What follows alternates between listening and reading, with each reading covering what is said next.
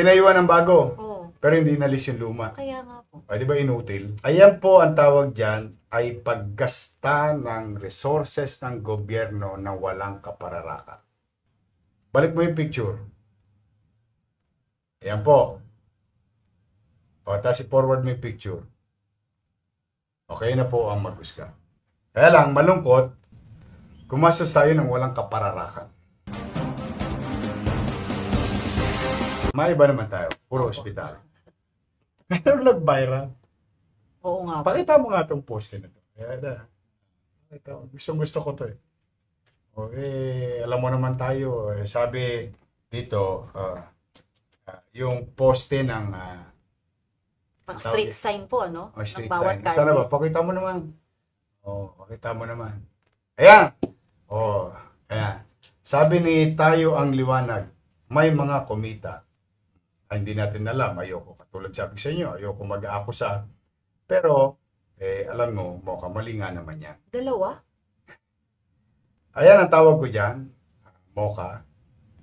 At sa ating mga kababayan, ayan po ang tawag dyan ay paggasta ng resources ng gobyerno na walang kapararakan. Ibig sabihin, walang malasakit. Meron naman eh. Nababasa mo ba yung green? Pedro Hill. Pedro Hill. Nababasa mo? Maliwanag. Maliwanag. Nababasa ng tao, tingin mo. Nababasa. Ba't kailangan patayuan ng bago? Gusto ng bagong kulay blue. Ang malungkot niyan, tinayuan ng bago.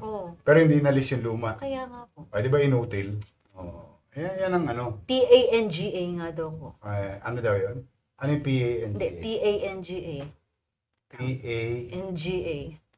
Aray ko.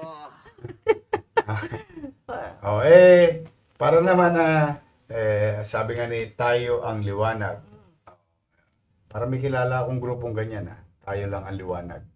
Sila lang liwanag. Pero ito, just for the sake of our people.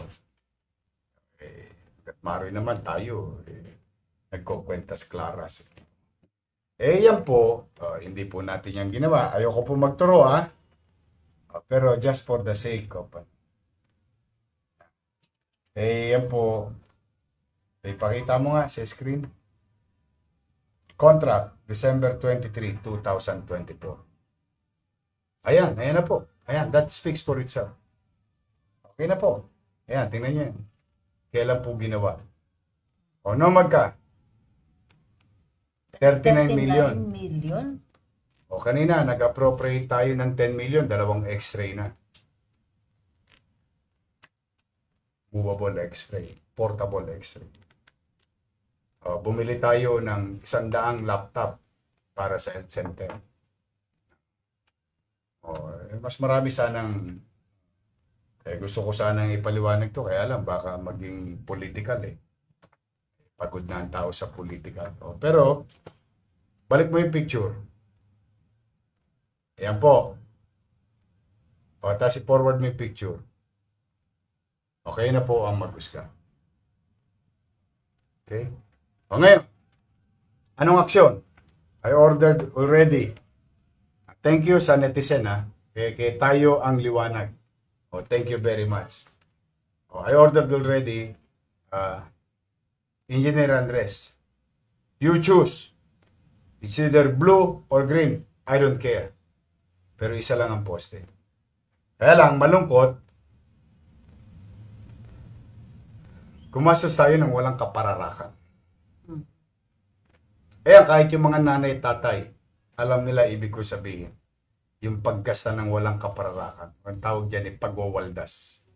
Di naman kailangan, ginastusan, di ko alam.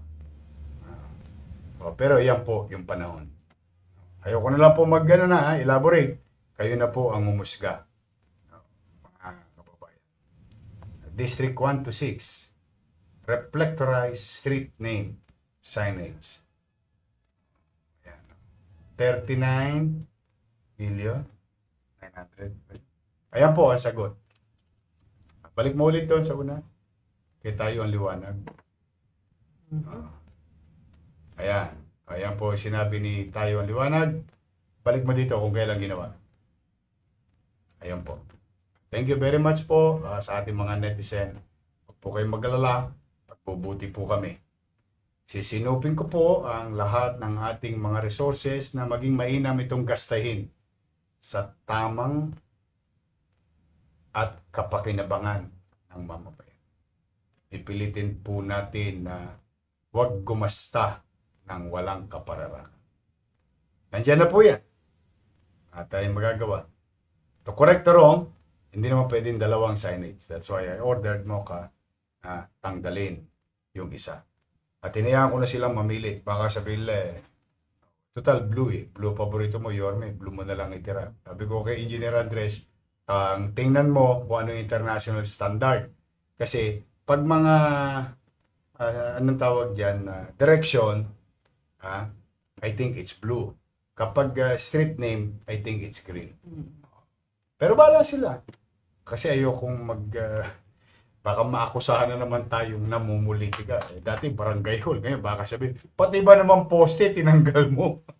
Ayun ako. Pero hindi pwedeng dalawa. So, very clear ang directive ko kay Engineer Andres. Tanggalin yan.